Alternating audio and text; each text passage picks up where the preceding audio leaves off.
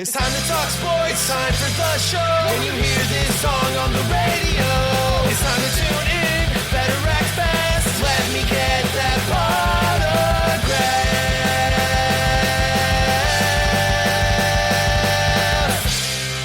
Potograph, Sports Talk Radio.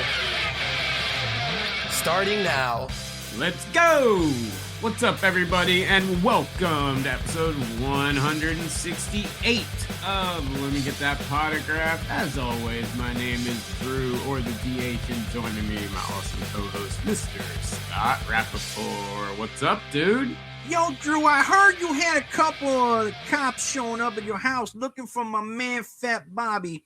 I probably shouldn't have mentioned him on Movers and Shakers last week, because, you know, he got away and maybe they thought you knew where he was. So they just showed up at your house. They just knocked it. I can't believe they had the disrespect to do that to you. Bobby, you're back, and Bobby, I thought you got me in some trouble, my man. Yes. Quite a story we'll kick off with. A little story time with Drew right here, but I heard the story. This is funny. Yeah, I mean, I could not believe it. This is by far the strangest thing that has ever happened to me in this hobby. And there's been a lot. This probably takes the cake. So the other day, I'm sitting at the house, sitting down at the table, doing a very large PSA review order, just reviewing some cards, handling my normal morning day-to-day business, when all of a sudden, two state troopers pull up to my house at very fast speeds and kind of pull up on the house like they're pulling up on somebody to go storming into a house. Somebody swatted you, man. Right. I mean, that's what I thought. I had no clue what was going on. Absolutely none. So, of course, I stand up, go to the door. They knock, is your name Drew Herndon? Yes, yada, yada, yada. And then they go, could we speak to you outside, please? I'm like, yeah, sure. Why not? First thing I'm thinking is something's happened to Jude or something. I'm freaking the hell out. I'm like, what the hell are they about to tell me? And immediately they go, just want to tell you that you're not in trouble or anything. I'm like, okay, so what the fuck are you doing here? Like, what are you doing here? So then they go, well, talking with a couple of my buddies, and we were told that if we're both big time card collectors, and we were told if we ever needed anything in cards or wanted to know anything about cards, that you were the man in the town. So I don't know, we had some free time and we just wanted to stop by and talk to you about some vintage Brave stuff and see if you had any, or if you could get your hands on some. So these dudes just pulled up to my house on duty, like they're in their outfits and everything, and pull up and literally want to come inside, check out inventory, and start buying cards from me. And apparently, I guess now in this very small town, I'm known as the card dude. Hey, look, there's nothing wrong with that. No. It's one of those things where it's like, maybe a little heads up ahead of time, showing up to my house and knocking on my door and saying, hey, can we speak to you outside? Yeah, it was weird. That's not what I would have led with if I were them.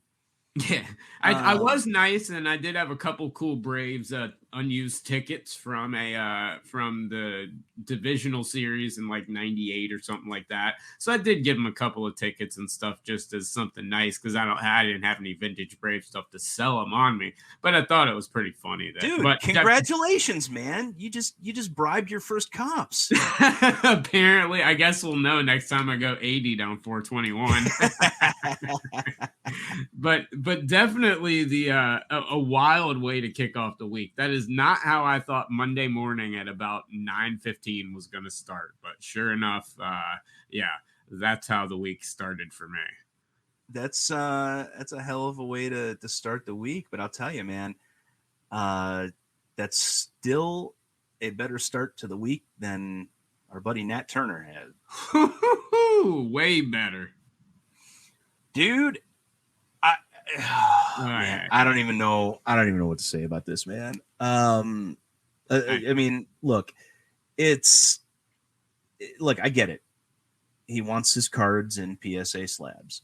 Of course. I get it, because he owns PSA. Well, and we always talked about when he first bought PSA about how so much of his collection was in Beckett. We knew it would be moved to PSA. That was known, and you knew that if you followed him before he bought PSA. Oh, of course. And supposedly when an employee at PSA submits a card to grade, it's done blindly, which is fine. Okay, cool. I've got no problem with that. If there's safeguards in place so you don't know, hey, this is the boss. Okay, fine. But whoever was grading that particular order, maybe the cops should have shown up at their house looking for something illegal. Because how do you miss that? I have absolutely no idea. And for those of you that are wondering what the hell we are talking about, little background information on you, and then we'll get to some more news has come out as of yesterday.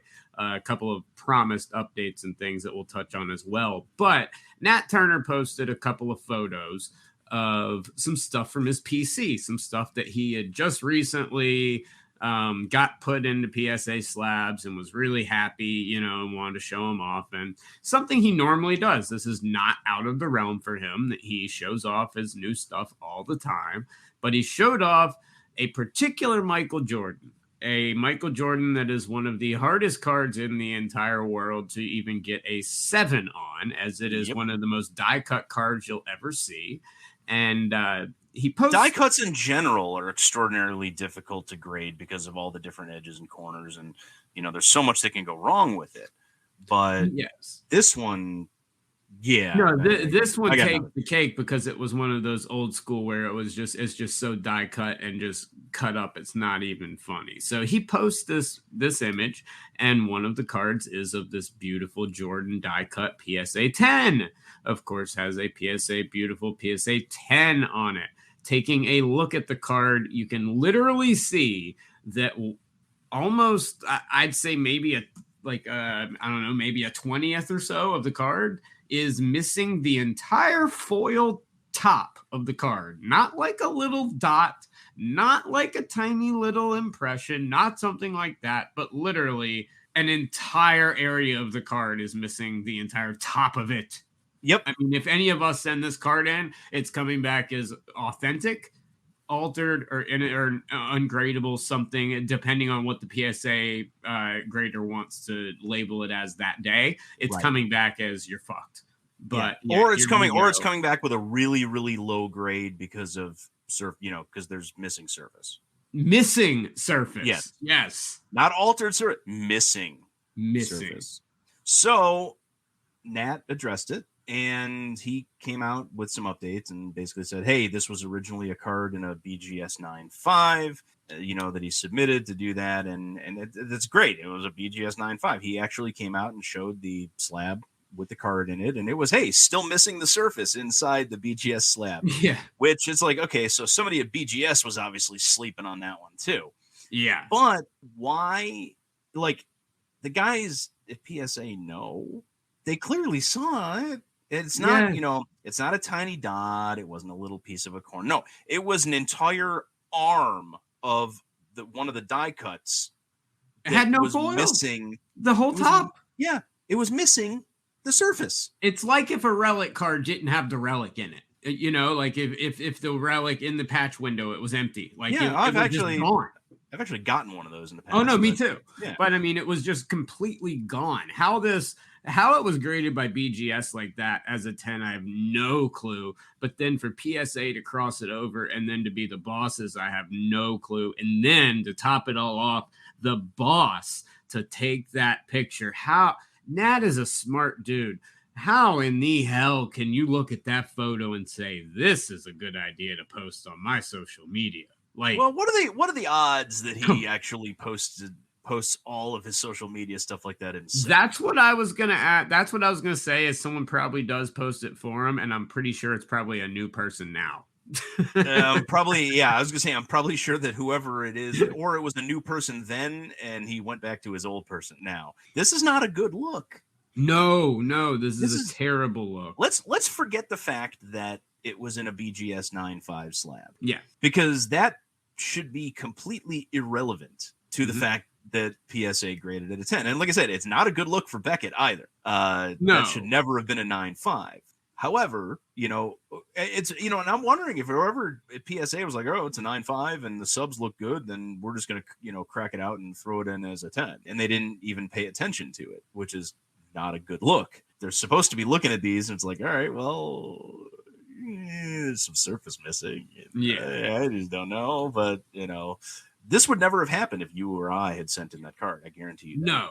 So not in the least bit. And that's the problem, is that it says it's blindly, it calls into question a lot of different things. This, I don't know. I mean, I struggle with what to think about all this, because this, for one, I really want to know, and I wish BGS, I was actually watching Jeremy Lee's show last night. He had some people from Beckett on. I wish I could ask them why in the hell that it graded an 8.5 to begin with, or what would make them think that.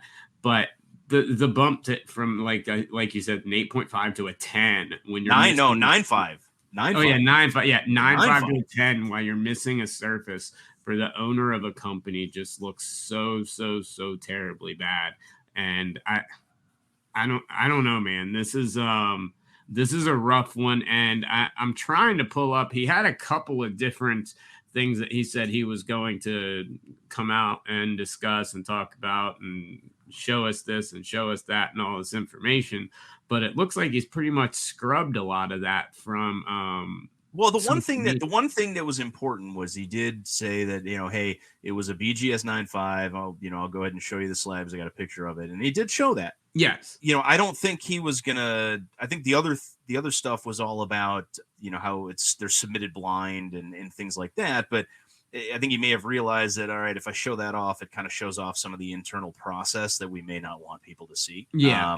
So it's very possible that he had one of the attorneys or something like that with the company say, no, it's not a good idea to show this stuff, even though you really want to, because it may or may not give away some trade secrets or anything like that as far as their process goes and internal systems and things like that. I'm not going to fault him for not showing that. No.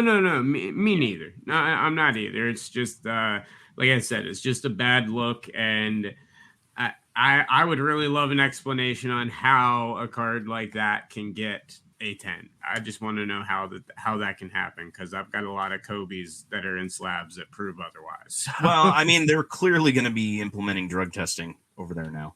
Well, they need to be. Yeah, because that's the only answer. It's something like this goes wrong, there's only one answer. Drugs.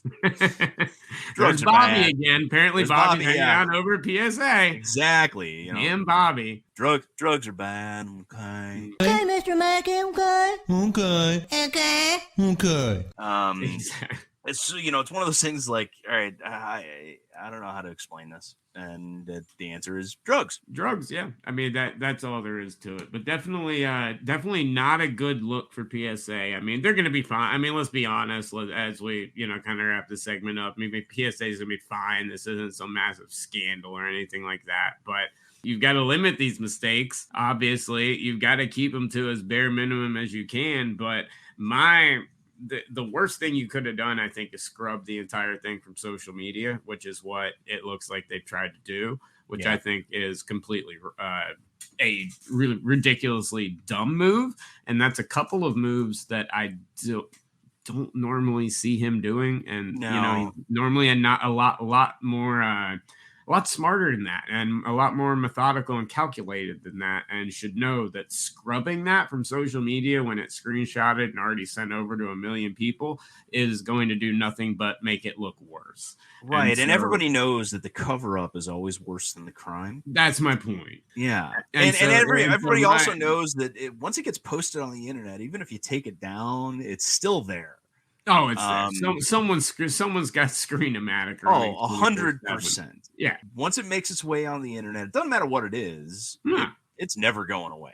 No. But fortunately, this will, probably get covered up by something else and everything. Because like I said, in the end, it's a mistake. It's something odd. I would like to see a couple more of these Jordans sent in. I'd like to see a couple more of these Jordans without foil sent in and see if they're grading them harder, or if they're considering that like the Wayne Gretzky card, with the rough cuts, and they're just going to start grading every single one with the fucking missing piece of the surface. Well, now they can't.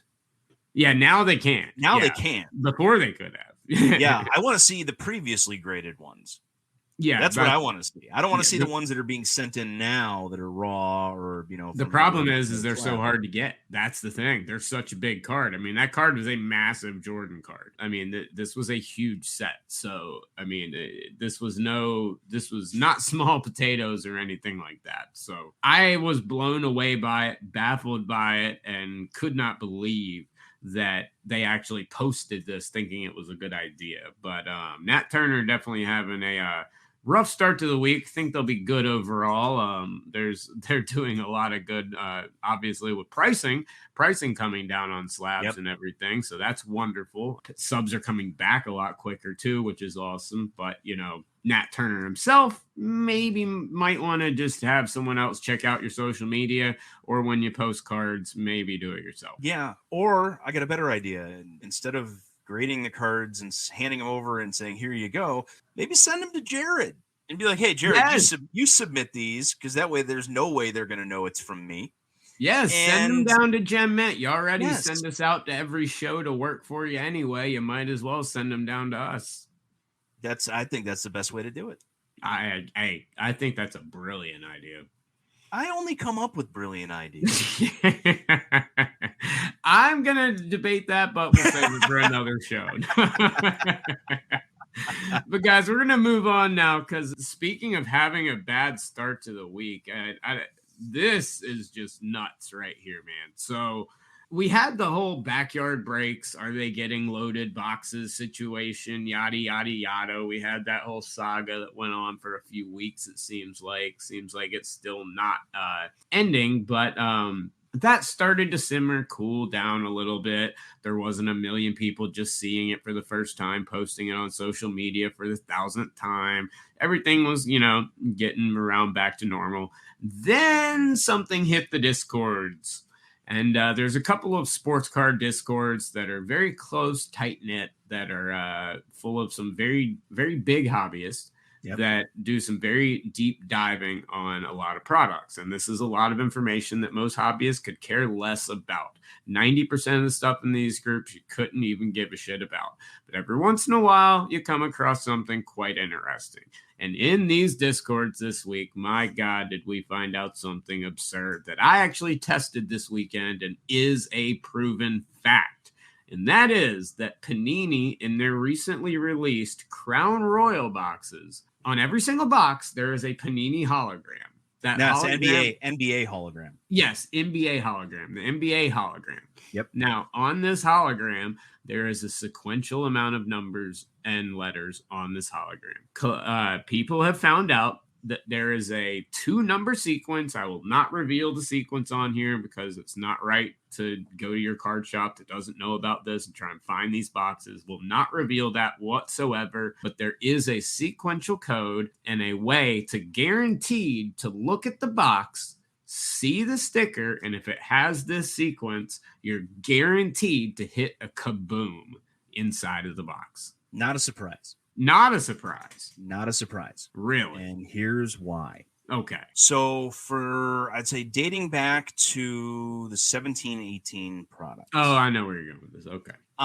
If I have a sealed case of Prism, Select, or Optic, I can tell you which box or boxes in that case have a card in it numbered to 25 or less. I'll use Prism as the example. Yeah. It may be a Mojo. It may be a gold, black.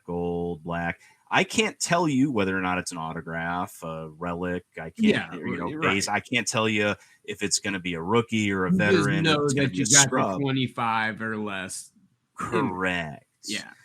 And I can do it based on that exact same hologram sticker. And it's not, not something I'm like sitting here doing in the basement. I've had plenty of people that have been witness to me doing this. I will not tell you exactly how I do it, but I can tell you that. I could also tell you with a case of National Treasures basketball, I can tell you which boxes have the RPAs in them, because there's usually, one true RPA, one either horizontal or vertical, whichever is the alternate RPA, and the other two boxes don't have them in them. That sticker has a ton of information that it can reveal to you if you know what you're looking for.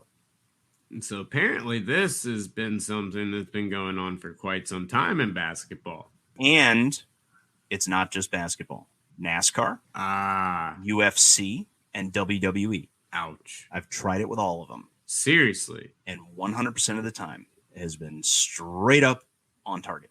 Wow. Now, see, that's what we did this weekend. I was at a card show. Guy had a bunch of Crown Royal, and I had asked him if he heard about the story, and he said no. And I said, "Can we prove it? Can we test the Can theory? you test it? Yeah. Can we test and see if it's true?" And you know, he was super cool. I know him. It was a local show. He knows me, so I was like, "Yeah." I was like, "I'll buy the box, everything." And you know, obviously, if it's some big kaboom, then you know, split it, whatever you do, whatever you want to do with it. And he was totally fine with it. It was like, sure. So we found the box. We opened it up. Sure enough, kaboom, boom. Like, who was it? Which kaboom was it? Clay, I believe. Okay. And yeah. I will say, after, you know, I'm a little disappointed that there's no parallels to the kaboom. Yeah, no parallels. There's no gold. There's no green. There's only the base. There's just base kabooms, but it's a 25 card kaboom checklist, and there's some solid names on that list. No, it's a stacked group of names, and the thing is it's not a case hit in this product, so it's just randomly inserted. So you don't know if every case is going to have one case might have a couple, but now you can find out from this little sticker. But this is a real big problem, because I'm going to tell you right now that if this is going on with, like you said, all these products, the people in this hobby that are in these discords, some of the people that I know and some of the guys in the blowout forums, they will go through every single product and figure out every single code within a month or two. I have a feeling you're going to start to see a lot of this stuff come out with these codes, because like you just said, it's been dating back to 17, 18, and you can do it with multiple of them, and you didn't even try. You're just something you figured out. But here's the thing, and I will be open with this. It is not something that you can figure out without, you have to have context surrounding it. It's not with what I can do with the cases and things like that, it is not something that appears on, it's not a consistent combination of numbers or anything like that. So it's not like this, where it's a consistent combination of numbers. Yeah, no, this is a number pattern that correct. So this is different. Yeah. Than the other way of, the other way of doing it, to pull, that, like I said, that card 25 or less, or the RPAs and things like that. But they do make sure that there is a box, and in all the products that I mentioned before, they do make sure there's at least one box in that case that has something numbered to 25 or less. Yeah. That, kind of qualifies as a pseudo case hit. As to when it is, and I think it has to do with something, I think it has to do with something as to when it's packed out, and things like that. So, but it's not the same every single time. Right. One case is going to be completely different than another case of the exact same product. Okay, so how do we fix this now? Because I mean, I've talked to a lot of dealers who have said they're going to start putting stickers over every single. They're going to start putting like a pricing circle sticker, over every hologram and things like that. But how can Panini fix this? Because if this is going on, and now they're realizing that collectors are catching on. Obviously, people from Panini, a lot of employees, most of the employees, probably more than half, listen to this show and are going to find out that a lot of other products are known to be able to be found out, like they don't already know. But the fact that so much information is contained on a tiny little code, what can they do? Is it time to put this inside the box? I mean, I know what, like maybe put the numbering inside the box and the hologram on the outside. Like if the hologram has a lot of information in it, you cannot have that on the outside of the box. You can't. But I think it's a requirement with their license. Well, you need, then it has to be changed. There's got to be changed, but I think the better way to do it is to change their pack, their process as to when certain cards are packed out. Sure. Because that's, the stickers I think come out in, probably in numerical order of some sort, and they, box gets packed out, comes off the line, gets, right. the sticker goes on, then it gets shrink wrapped. So I think it's a matter of just changing the way that they do production. That is probably the best way to do it. Yeah. But let's go back a little while. I mean, this goes back to like 12, 13, 14. Bowman baseball, in every box within a specific case, the autographs were always in the same pack position. Same pack, yeah. Yeah. So if you open one box and you noted which pack in which order in which stack of 4 had the autograph in it, or 3 if it was a jumbo box. Actually, no, jumbos were 4 back then too. You would know where the autographs were in every other box in that case. Yeah. So if the shop opened it up for packs, hey, I'm gonna grab 3 packs. Okay, I want this one, and you get all the autographs. No, I know. Yeah, I remember when that happened. They finally changed it. Yeah, exactly. They finally changed it, and I do remember when that happened. And it's time for Panini and whatever the licensing agreements are, whatever the issues are. If there's that much sensitive information when it comes to what's inside of a box, that's inside those numbers are able to be figured out by looking at that number letter sequence, then something really, really has to change, because this is the first time I've seen it where it is a specific sequence. Yes. That has a specific card type in it. Yep. There's no rhyme or reason to you just know what I've been to doing look for, things. and you see it. Yeah. Exactly. Yeah. In this case, it's complete. Like the sequence is there, and it's like, okay, this is bad. No, it's terribly bad. So I mean, if you're buying Crown Royal, guys, I highly recommend do not buy it off the internet. Only buy it at a store. Only buy it when you can see it. And this is a product that is severely damaged by this, in my opinion, because I mean. There's so many people that are the kabooms are the big chase outside of the silhouettes. That's what you're looking for in Crown. Yeah. And that was a major selling point and a reason they beefed that checklist up so bad. Well, but here's my other worry. All of a sudden we're going to start seeing a flood of kabooms hitting the market, because everybody's going to go grab these boxes and opening the ones with the kabooms in them. And it's going to flood the market with kabooms. Yeah, luckily, I hope at least Panini didn't put 1 million kabooms out there. But yeah, I absolutely think you're gonna. Are you kidding me? If every single non-trustworthy breaker or anybody that has an open case right now, I guarantee you has found out that code number, because it is not the biggest secret in the world. You can find it pretty easily. Has run to every single box they can and looked for it. Yep. I guarantee you they have. And if they found it, they're either selling it for massive amounts of money to someone that knows, and then they're opening it and getting the kaboom, or they're opening it and pulling that kaboom.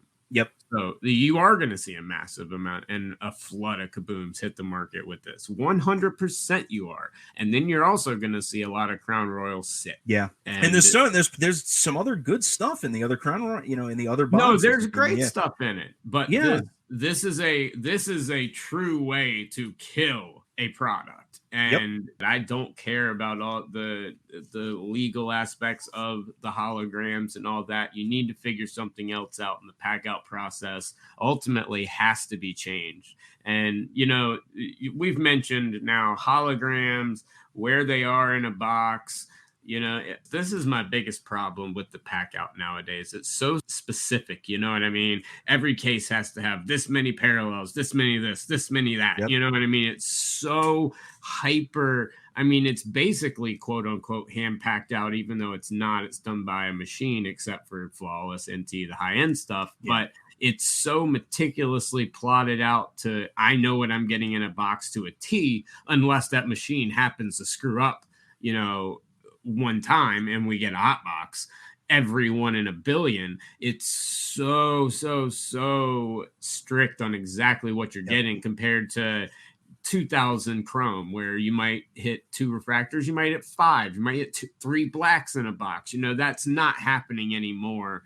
And it's become so specified that I think they're having to they're also tracking it as well. And that's causing some major problems. And you see it now. Yeah. But every time something like this comes up, it does make you wonder, are certain breakers getting loaded product? And what had we just been talking about? Yeah. For a And month? that's the thing. Now, I'm not entirely sure. Yeah. Something like this pops up and it's like, okay, maybe they do know something.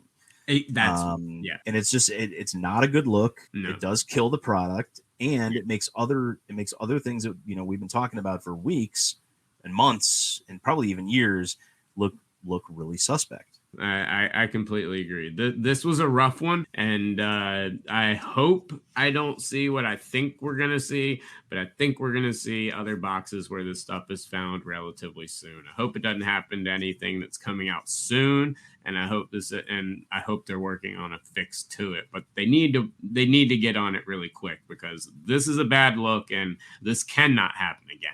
Yeah, and the only way to try it with other product is just to open a mass quantity of it. And, keep track of those numbers and things like that. But who really has, aside from like the large breakers, who really has the money to be able to do that? Exactly. And speaking of money, on that note, guys, we will be right back with a very special guest. But before we do, we got to pay those bills. And welcome back, everybody, to episode 168 of Let Me Get That Potograph.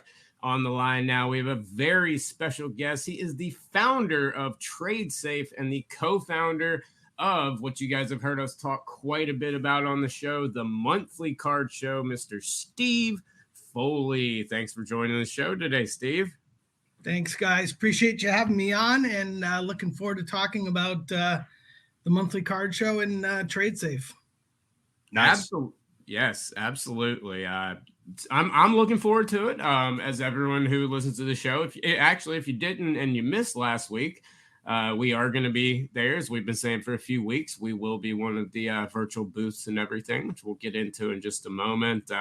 We're prepping our show and everything right now. I know, like a lot of other people are, but I think Steve actually rigged it up so you've got to like come into our room, talk to us, and then you get to go and see everybody else that's one that's stop, there. And then you get your pass to go to another booth, right? Exactly. But no, let's dive right into it. So, because I know a lot of people may not be aware, but you did launch Tradesafe, which we'll talk a lot about as well, since you guys are obviously key in the monthly card show. But explain to everybody, just in basic form, what is the monthly card show? So a few months ago, we or even going back several months ago, we kind of had this idea of how could we do a virtual card show. We know that obviously dealers and people from across the country, look, they're getting a little bit of show fatigue, but let's not, forget there's a price, right, to pay to travel across the country or to go to multiple shows in a month. And so we thought, what if we could deliver an online experience that gives you the same experience as a dealer or a buyer, that would allow you to buy, sell, or trade. And so we knew by talking to Hopin, which I have used professionally before, and they always referred to these breakout rooms as booths. And I thought, okay, booths, card show booths, everything else, it started to all come together. At the same point in time, we were building out the back end of Tradesafe, which was sort of our final phase of this checkout experience. Because prior versions of Tradesafe, we had, we started with a PDF form, then we went to a jot form, and we thought, well, we want to make everything, like a normal checkout process, to buy, to sell, and then obviously to trade, but to also have, like, we don't call it a marketplace, but a place where you can have a store to list to easily for somebody to grab a card and transact and move on. So Tradesafe was sort of the catalyst to make this work. And as we started to talk to Hopin, we thought, wow, we can do this. Just like we're using StreamYard today, it's the same idea. So we're, if you can envision going into a room and seeing, 25 logos of dealers, and you click on that link, and now you can go into their live feed, below, you're going to be able to see all their inventory that will be on a Google slide presentation. So it's not like I'm going to be, holding up a card or anything. You can see, you can see everything in plain view. You can chat on the side with people. And the beauty of this is really two things. One is, from a dealer's perspective, it's affordable. Tradesafe is taking care of the shipping of the cards and helping to complete the peer-to-peer payment, so there's zero selling fee. That's obviously huge, right? Because today everyone's getting fees and money is getting chopped up in different directions.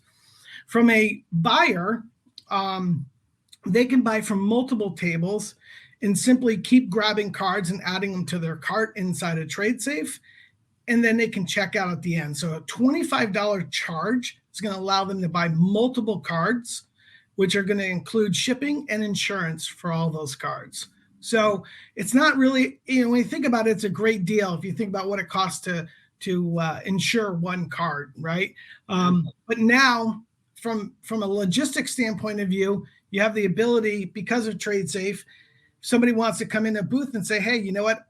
Can I trade with you? Can we do a cash and trade for this, card? You have the ability to do it through Tradesafe. So, Tradesafe was that vehicle that we knew would complete the last piece to this virtual card show. Well, Steve, I got a question for you. So, as far as the process goes, from both a dealer and a buyer standpoint, because there's a lot of people that are new to the whole virtual card show thing, so I kind of want everybody to have a good explanation as to okay, how is this going to work? So let's say Drew has a card for sale and I want to buy that card. So it's in an inventory list that Drew puts together, correct? And if it's like a preset list, can he add things? Like, let's say he's got something that's not on the list and we discover that, oh, hey, I want that Michael Jordan card that he's got. Can he add, as the seller, can he add that to the inventory list kind of on the fly? On the fly. Okay. So then I buy that card, I add it to my cart, and I pay for it. The money goes to Tradesafe first? No. And then comes to, so it is a direct payment. So it's a direct payment to the dealer. No. Okay. So let me back up. So this is a great question. So let's just talk about the show experience. So you have the shop. You have a shop. You have your booth. You have your own Google slide presentation. Let's say somebody says, hey, I want this Michael Jordan card. You also have a shop inside of Tradesafe. Okay. You're going to go into Tradesafe, just upload that card, confirm the price that you and that buyer agreed upon, publish it. That person's going to grab your Tradesafe link, your shop link, and they're going to go and check out. Okay. Okay. And then the next transaction, so on and so on goes. When you're done the show Wednesday night, or we end at midnight Thursday morning, all the cards are getting shipped to Tradesafe's secure hub, right, where everything's under surveillance, it's insured. We then will go through, because people are going to buy from multiple dealers. We're going to reconcile all those transactions. We have a way of doing it on the back end of Tradesafe. That's when we'll send notifications out to the buyers and the sellers, and that make sure that they remit payment. Once that's done, then we're going to ship the cards. So the beauty is, what if somebody has buyer's remorse? You're not out your card. We just simply send the card back to you. So we stay out of the payments. We're just going to help facilitate the payments. So we're not taking a percentage of the payments. That's why there's zero selling fees. So if they want to pay you through Cash App, Venmo, but that will be done once the cards actually arrive to our hub. Okay, so that's not something where, I would be, I'll use the Michael Jordan card example with Drew's shop. That's not something where, I send Drew the money and then he sends the card to Tradesafe, and then everything, correct, you guys forward it on to the buyer. Correct. The card, so the buyer's not going to pay for it until the card actually reaches Tradesafe, and then everything gets reconciled, sorted with all the other cards that they bought from the other dealers and things like that. Yep. They pay, I would pay Drew, and then Drew says, hey, green light, go ahead and ship. You got it. Okay. Yep. Beautiful. Perfect. I think that's very very needed. Good job, Scott, for everyone that is coming to the show, because I think it is important to know the. Well, I did have, and I will be upfront. I did have some ulterior motives as to asking that question and as to why. And Drew knows the reason. Steve, I'll explain that to you later. Even though that it's, I kind of discovered it was something a little bit different than I thought it was going to be. But that experience, people knowing up front, hey, this is what the experience is going to be. Adds to that, to the success of the show, because people aren't coming in and saying, oh, well, I didn't know that when I sold this card, as the dealer, I wasn't getting immediate payments right this second. And the same time with the buyer, a buyer may be like, oh, well, I'm out of money today, but like 3 days from now is payday. So by the time it gets to Tradesafe and I have to pay, and I got to pay for it at that point, people may be encouraged to buy more because, hey, I don't have the money right this second, but in 2 days I'm going to have, I'll be flush with cash and I'll be able to do that. Absolutely. Yep. So, yeah. So like I said, the, kind of describing what to anticipate from the experience is going to help both the buyers and the sellers and, hopefully encourage more people to pop in, visit. Yep. And the other thing too is, let's say people want to do trade, right? A cash and trade. Same process is going to happen. The seller they're going to be sending their cards to Tradesafe. We again do the same process. We verify the slabs. We actually take the time to make sure everything is, everything looks proper. We run them through, all the different companies' reports to make sure everything looks good. We'll actually, do a deep dive on the slab to make sure the integrity is there. And then we go ahead and do the same process. So same thing happens from, sellers to the dealers. So they can send cards. They're going to end up sending cards through trades to Tradesafe. And it's just a way for a middleman to be involved. So that way, if anybody backs out, the cards are not lost. And it makes it safe here. Yeah, absolutely. I think, in something like this, I think that's absolutely essential. And, when you guys came out with Tradesafe, I thought it was a brilliant idea. You guys have a great team and had some great people at the start with since you guys have begun Tradesafe. And I think especially the trading aspect of it is what I think really sets it apart, because a lot of people can say, hey, we're going to have a lot of people here, like a day of YouTube shows or something like that, where you can sell blah, blah, blah. But the actual trading, the cash trade options and everything, that really opens up the possibility and gives it, at least in my opinion and what I'm envisioning, a true card show feel, because you can sit there and trade with people online, not worry about it, have it be hassle-free. And I think that's really a differentiator that is crucial to having something like this succeed. Well, I will tell you, I like the fact that with the virtual card show, I can sit here in my office and I have access to my entire inventory. When I go off and do a show, I don't have the ability to bring every single thing that I've got. So, I gotta pick and choose based on what I think is going to potentially sell or draw people in, things like that. In this situation, I literally have it all. Yeah, exactly. Yeah. If somebody says, hey, you know what? I'm a collector of Zion Williamson, and you don't have anything listed on your slide, you say, hey, hang on a second, let me get some. And at that point, sure, you could show a card. Yeah. And if they like it and you agree upon it, upload it to Tradesafe. They click your shop link and there it is. They can check out. So, I think the one big thing too is that as we've been talking to more and more sponsors and dealers and everything else, and the one thing that keeps coming that sometimes we forget to mention is it's virtual. You can go to a card show from the comfort of your home. On your couch, if you're watching a game, you're doing something, you can pop into the show, check it out. From a dealer's perspective, you can be sitting on your couch if you want in an office. You're not on a show floor for 6 hours. And so that's the beauty of it. We're saving people money for travel expenses, unloading, loading cards up. So logistic stuff it makes so much more sense. No, I completely agree. Scott, And now in this situation, the seller, the dealer sells multiple cards to multiple different people. They can send it in one package to Tradesafe as long as they just label each individual card as to who it's for. They don't actually even need to do that because we capture all that data in the back end of Tradesafe. Wow. So you can literally just put it all in a box, ship it off to you, and put it all in a box, and be done. That's beautiful. That's absolutely beautiful. Yep. So obviously it's called the Monthly Card Show. This is the first one that is debuting here next week. But what so obviously it seems you guys have plans to be doing this at least once a month. Where do you see this going? Do you see where do you see this in the future, 6 months from now? What would you like to see this become? Well, I mean, look, we've had a lot of people reach out to us already and say, what could you do a 2-day show? Could you do a longer day show? There's possibilities for that.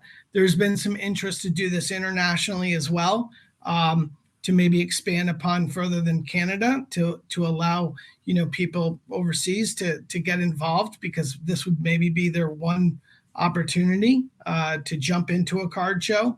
So there's some ideas around that.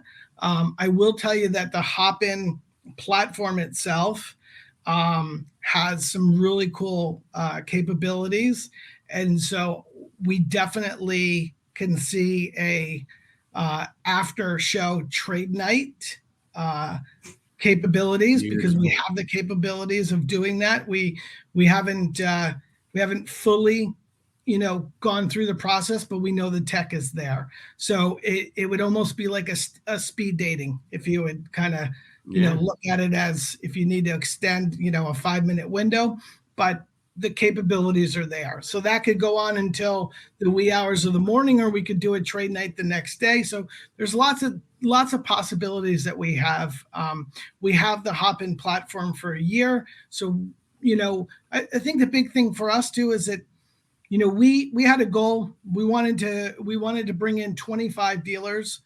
We hit that goal for the first show. So, hats off to the community for embracing this. For a lot of the dealers that said, hey, you know what, I'm going to give this a shot. Let's do it. I think everybody's had a great response so far, just hearing how it's going to work. We brought on Collectible as a sponsor. They're going to be giving away a $25 Collectible app credit to every single attendee. CSG is coming in, and they're actually going to be offering grading through the show. So if somebody does sell a raw car and they want to go ahead and get it graded, you have that capability of doing that through us as well. So we just brought on another sponsor, Behind the Card, the movie documentary. They're going to be sponsoring the show as well. And so they're going to be showing some trailers as well. So, we're excited. We got Chris from Card Ladder that's coming in to sit in their booth. Geez. To help comp cards. And so, there's just a lot of different things. We're bringing in a lot of different merchants too. And so that are not doing just cards. So we've got Slab Strong, we got Show Your Slabs, we got Stand Up Displays, we've got Eddie from CardFi. So we've got a lot of other companies that are going to be there to also support the community, and so there's going to be a lot of stuff going on within the show. So it'll keep, I think, people interested. And as you guys just heard, quite a few of our sponsors of this show will be set up right there as well. At the beginning, I thought we were doing my sponsor rundown for a moment. Show Your Slab, Slab Strong. Shout out to all of them. Card Ladder, Chris. It's good. It'll get wild. I know it's going to be fun. But no, it's absolutely awesome. It's definitely getting a great response in the community, and I think it's something that the community needs, both from a seller and a buyer standpoint, because like I was discussing with Scott before we got on the air, I'm debating on getting to Chicago this weekend. I'm not sure. Travel is the real issue right now. Yep. I also did every single Collecticon this year, so I've traveled the country all year. I'm that show fatigue. I am full on showed out in terms of all the travel. But for buyers also, if I wasn't someone that was lucky enough to be able to travel to all these shows, I live in the small town in the middle of nowhere. the card shows don't happen. You know, they're not around town. And if they are, I've got to drive an hour. I've got to drive an hour and a half. Well, you add that up, that's 3-4 hours out of their day. Some of them can't really get to card shows. So, you know, there's always been that need to have it on, you know, to have it online. And I think it's awesome what you guys are doing. And I think it has endless potential, because I think there's a lot of people that want this type of capability to be able to shop cards that they want to trade, to be able to go just look at millions of different dealers. But it really opens up the trading and the community and the old school, what the hobby was about. You know, it brings that to the virtual aspect, which is something that gets lost nowadays. And I think also, look at people talk about, you know, we might be in a junk slab era right now, right? Well, here's a great opportunity, right? And this was one of the reasons why we developed Tradesafe. Take those slabs that you have multiples of, or that you're looking to trade up. This is an easy way to do it. It's safe, secure. You don't need vouchers. You can trade on any social media platform. You don't even need to know the person. All you got to do is, you know, figure out what you want to trade and who you want to trade with. Nice. Absolutely love it. So, we'll back up just a minute now, because, you know, we're talking the monthly card show, but it is obviously powered by Tradesafe. And a lot of people may not know exactly what it is, which, guys, we did talk about it quite a bit on a few episodes back. I think about 10 episodes or so back or so. So definitely check that out as well. But explain to everybody a little bit about what Tradesafe is as well. So Tradesafe has kind of changed and adapted a little bit over the, you know, period of, let's say, 6 months or so. And so when we first launched, the idea was, look, we want to be able to offer a middleman service to the hobby. Allows people to buy, sell, trade any social media platform, right? So we know people are already doing this on Facebook, Instagram, Twitter. And the whole process to this was, how do we make trading, how do we make buying and selling safe and secure both ends of the deal? And so the initial process was, we're going to do this. And we started it in stages, right? So like I said, we talked about how we initially did we had an old PDF form. You could print it out and do that deal. Then we went to a Jot form and made it electronic. And now we have the full experience built inside of Tradesafe, where you can just go in, buy a card, sell a card, trade a card, and check out, and it's done. Where I see this continuing to go is, you know, we have saved, and this has been a great story. We've actually saved several people from being like severely ripped off, you know, which is great. I mean, we had one guy who had sent us about $6,000 worth of cards, and it was a straight up trade. The other person took forever to get their cards to us. And I was in touch with the other party, and he said, you know what, let me keep reaching out. But, you know, in a normal transaction, a normal trade online, you know, what would have somebody done? They would have freaked out, because they've had this money of cards sitting at somebody. They could have just said, see, I'm not sending my other end of the deal. And, you know, whether you have vouchers or not, look at, if somebody's up to something and they have vouchers, but they decide maybe this is my one time, I'm gonna take somebody's money. I'm gonna take somebody's card, right? Yeah. So that's a huge benefit. The other benefit to this, and this is where I think has really been impactful, is we've had a few trades come through where we actually stepped in, and we usually say, look, we're not going to step in and interfere with a trade, but we're going to step in if we see something that's really egregious. It just doesn't make sense from a trade perspective, because we also have to insure those cards. And so we took a deep look into a certain trade, and it was a cash and trade, and it was about $4,800 of cash on top of these two cards being transacted. Come to find out that the other party had, you know, obviously way inflated the price of the card. We went into Card Ladder. We looked up the comps. We actually showed the guy, look, this is what the current comps are. Here's your last 3 or 4 comps on this card.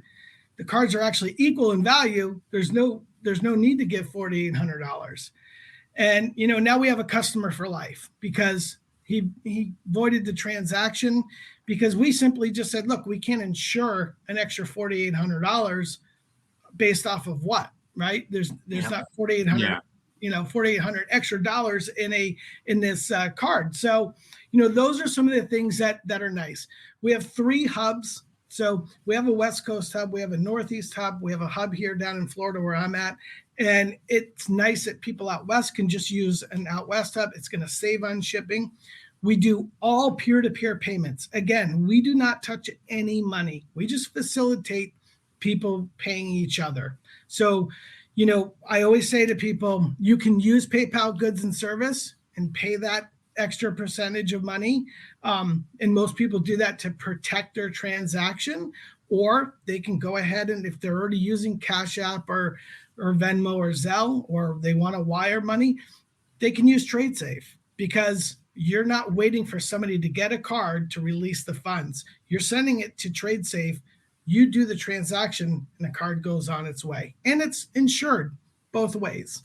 All right, so I got 2 questions on that. First question is, when are you opening up a Midwest hub? And the second question is, what's the cost for the buyer and the seller? Gotcha. To utilize Tradesafe services.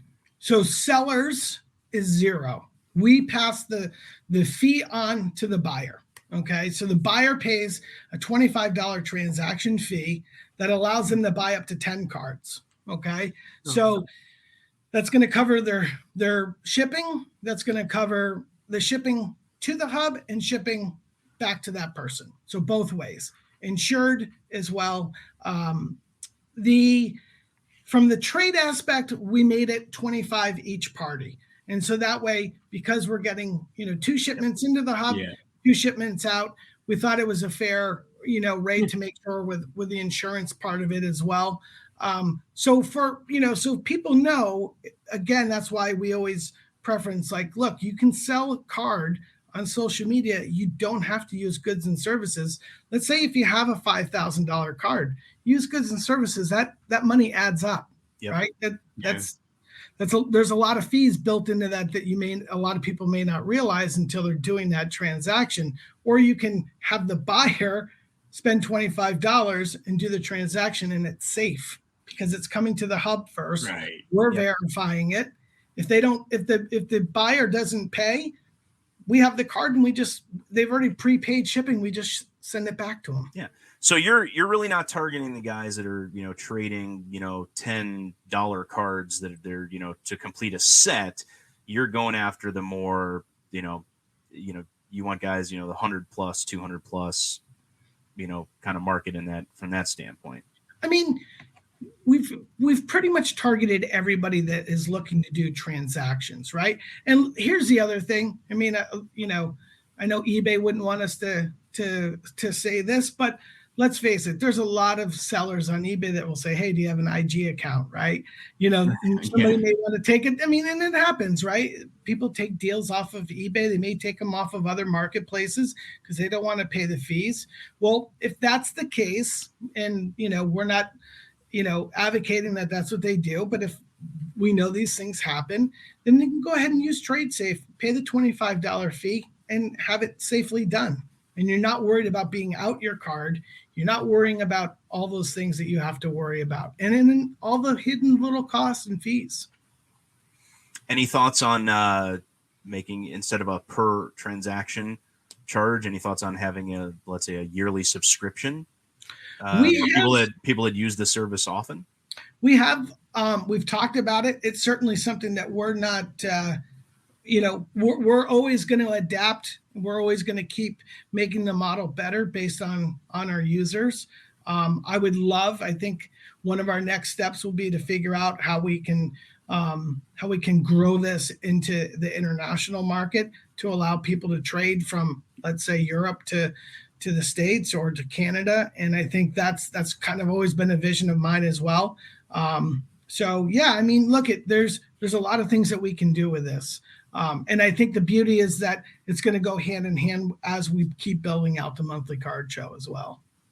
Yeah, I think that's absolutely awesome, and I do like the idea, Scott, of the membership idea down the line. I think would be great and beneficial for people, as I think more and more people will continue to use this as it is. Yep. Like you said, especially if you're doing high end stuff, the fees and everything add up so fast. Paying that $25 for that assurance is absolutely nothing for me. I would do that in 2 seconds over some of the transactions that I've done in the past 2 weeks. So, Right. I totally get that aspect of it and love it. So, Yep. but like I said, we'll jump back over to the monthly card show as we wrap it up here. So we've got monthly card show. The very first one is next week. It's November 16th.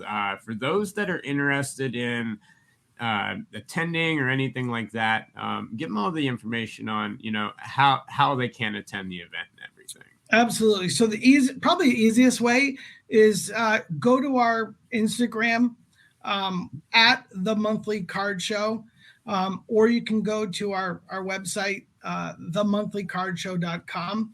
The hop in, which is where this is going to be the website where this is hosted. The hop in link is in both our bio on Instagram and obviously on the website. Everybody does need to register. It's free to attend, but you do need to register to come in. And you can register. Registration will stay open the entire time. So if somebody decides to jump in at 7 or 8 o'clock at night, no problem. You're just going to have to register real quick and then hop in as well. Yep. So Instagram and the website are probably the two best places. Literally takes about 2 minutes to register for the event. Again, it's free. So come on in and check everybody out. Yeah, it does take literally about 2 minutes. I've obviously already registered and I'm really looking forward to it. And guys, we'll put all those links. You guys can check out some of our old posts and some of the ones this week. We'll have all those links for you guys to be able to not only register, but where everything will be also in our bio and everything. And we'll be putting out some information on what we'll be having, is we'll be doing some really cool stuff during the show as well. But Steve, thank you so much for coming on the show. I'm really looking forward to next week. I think you guys are onto something great here. And before I let you go, I just wanted to say thank you for what you guys do for the hobby. Like you said, it saves a lot of people. I think it was a concept that was needed, and I love seeing it built out now into a virtual card show. I mean, I love it. Awesome. Appreciate the support as well. And, thanks for having me on. And I as well, I think this is going to be a great, thing in the future as well for the hobby. So awesome. Well, thank you very much, Steve. You bet. All right. Once again, thank you very much to Mr. Steve Foley, the founder of Tradesafe and the co-founder of the monthly card show, for joining the show. I know I'm really looking forward to being a part of it next week, Scott. But really, I'm looking forward to. I want to meet his cousin Matt. The guy who lives in a van down by the river. Sorry, it's anytime I hear somebody with the last name Foley, it kind of I gotta bust out the Chris Farley line, because that is just classic. I'm looking forward to it. I think, I was a little skeptical, especially after seeing how some of the online card shows worked. When some of the regional shows tried to put those together during COVID, and they turned out to be complete shit shows. Mm-hmm. But I think that he's on to something. So do I. I think doing it in conjunction with Tradesafe is a unique concept that brings that added level of safety to it. Mm-hmm.